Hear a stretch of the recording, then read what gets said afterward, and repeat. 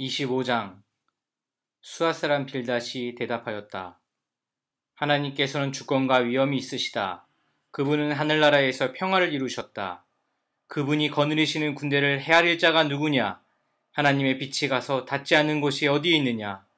그러니 어찌 사람이 하나님 앞에서 의롭다고 하겠으며 여자에게서 태어난 사람이 어찌 깨끗하다고 하겠느냐?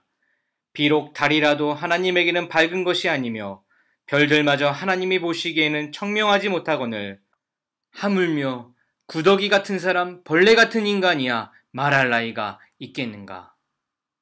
26장 욥의 대답. 욥이 대답하였다. 나를 그렇게까지 생각해주니 고맙다. 나처럼 가난하고 힘없는 자를 도와주다니. 너는 우둔한 나를 잘 깨우쳐 주었고 네 지혜를 내게 나누어 주었다. 그런데 누가 내가 한 그런 말을 들을 것이라고 생각하느냐? 너는 누구에게서 영감을 받아서 그런 말을 하는 거냐? 죽은 자들이 떤다. 깊은 물 밑에서 사는 자들이 두려워한다. 스올도 하나님께는 훤하게 보이고 멸망의 구덩이도 그분의 눈에는 훤하게 보인다. 하나님이 북쪽 하늘을 허공에 펼쳐 놓으시고 이 땅덩이를 빈 곳에 매달아 놓으셨다. 구름 속에 물을 채우시고 물이 구름 밑으로 터져 나오지 못하게 막고 계시는 분이 바로 하나님이시다. 하나님은 보름달을 구름 뒤에 숨기신다. 물 위에 수평선을 만드시고 빛과 어둠을 나누신다. 그분께서 꾸짖으시면 하늘이 떠받치는 기둥이 흔들린다. 능력으로 바다를 정복하시며 지혜로 라합을 쳐부신다. 그분의 콧김에 하늘이 맑게 개며 그분의 손은 도망치는 바다 괴물을 찔러 죽인다. 그러나 이런 것들은 그분이 하시는 일의 일부에 지나지 않고 우리가 그분에게서 듣는 것도 가냘픈 속삭임에 지나지 않는다. 하물며 그분의 권능에 찬 우레소리를 누가 이해할 수 있겠느냐? 27장 새 친구에 대한 욥의 대답. 욥이 비유로 말하였다. 내가 살아계신 하나님 앞에서 맹세한다. 그분께서 나를 공정한 판결을 받지 못하게 하시며 전능하신 분께서 나를 몹시 괴롭게 하신다.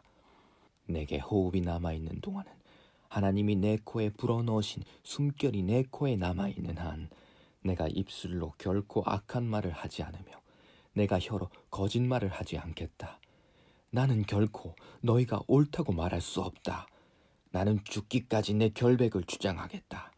내가 의롭다고 주장하면서 끝까지 굽히지 않아도 내 평생의 양심에 꺼림칙한 날은 없을 것이다.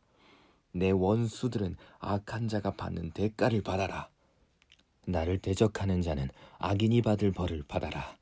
하나님이 경건하지 않은 자의 생명을 끊고 그의 영혼을 불러가실 때 그의 희망이란 과연 무엇이겠느냐? 환난이 그에게 닥칠 때 하나님이 그의 부르짖음을 들어주시겠느냐?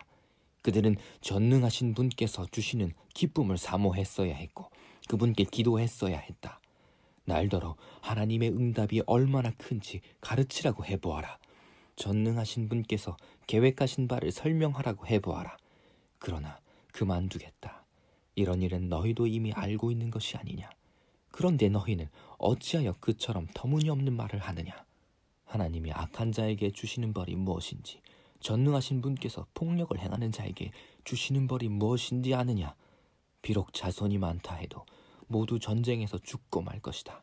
그 자손에게는 배불리 먹을 것이 없을 것이다. 살아남은 사람은 또 연병으로 죽어 매장되니 살아남은 과부들은 기가 막혀 울지도 못할 것이다. 돈을 셀 수도 없이 긁어모으고 옷을 산더미처럼 쌓아놓아도 엉뚱하게도 의로운 사람이 그 옷을 입으며 정직한 사람이 그 돈더미를 차지할 것이다. 악한 자들이 지은 집은 거미집과 같고 밭을 지키는 일꾼의 움막과 같다. 부자가 되어서 잠자리에 들지만 그것으로 마지막이다. 다음 날에 눈을 떠보면 이미 알거지가 되어 있다. 두려움이 홍수처럼 그들에게 들이닥치며 폭풍이 밤중에 그들을 쓸어갈 것이다. 동풍이 불어와서 그들을 그 살던 집에서 쓸어갈 것이다. 도망치려고 안간힘을 써도 동쪽에서 오는 북풍이 사정없이 불어닥쳐서 그들을 날려버릴 것이다. 도망가는 동안에 폭풍이 불어닥쳐서 무서운 파괴력으로 그들을 공포에 떨게 할 것이다. 28장 지혜를 찬양하다. 은을 캐는 광산이 있고 금을 정련하는 재련소도 있다. 철은 흙에서 캐어내며 구리는 광석을 녹여서 얻는다. 광부들은 땅속을 깊이 파고 들어가서 땅속이 아무리 캄캄해도 그 캄캄한 구석구석에서 광석을 개어낸다. 사람이 사는 곳에서 멀리 떨어진 곳, 사람의 발이 닿지 않는 곳에 사람들은 갱도를 판다. 줄을 타고 내려가서 외롭게 일을 한다. 땅 위에서는 먹거리가 자라지만 땅속은 같은 땅인데도 용암이 들끓고 있다. 바위에는 사파이어가 있고 돌가루에는 금이 섞여 있다. 솔개도 거기에 이르는 길을 알지 못하고 매 날카로운 눈도 그 길을 찾지 못한다. 겁없는 맹수도 거기에 발을 들여놓은 일이 없고 무서운 사자도 그곳을 밟아본 적이 없다. 사람은 굳은 바위를 깨고 산을 그 밑뿌리까지 파들어간다. 바위에 굴을 뚫어서 각종 진귀한 보물을 찾아낸다. 강의 근원을 찾아내고 땅에 감추어진 온갖 보화를 들추어낸다. 그러나 지혜는 어디에서 얻으며 슬기가 있는 곳은 어디인가? 지혜는 사람에게서 발견되는 것이 아니다. 사람은 어느 누구도 지혜의 참 가치를 알지 못한다. 깊은 바다도 나는 지혜를 감추어 놓지 않았다 하고 말한다. 넓은 바다도 나는 지혜를 감추어 놓지 않았다 하고 말한다. 지혜는 금을 주고 살 수 없고 은으로도 그 값을 치를 수 없다. 지혜는 오빌의 금이나 값진 루비나 사파이어로도 그 값을 치를 수 없다. 지혜는 금보다 값진 것, 금잔이나 값진 유리잔보다 더 값진 것이다. 지혜의 값은 산호보다 수정보다 비싸다. 지혜를 얻는 것은 진주를 가진 것보다 값지다. 에티오피아의 토파즈로도 지혜와 비교할 수 없고 정금으로도 지혜의 값을 치를 수 없다. 그렇다면 지혜는 어디에서 오며 슬기가 있는 곳은 어디인가?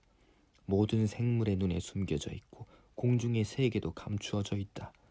멸망의 구덩이와 죽음의 지혜를 두고 이르기를 지혜라는 것이 있다는 말은 다만 소문으로만 들었을 뿐이다 하고 말한다.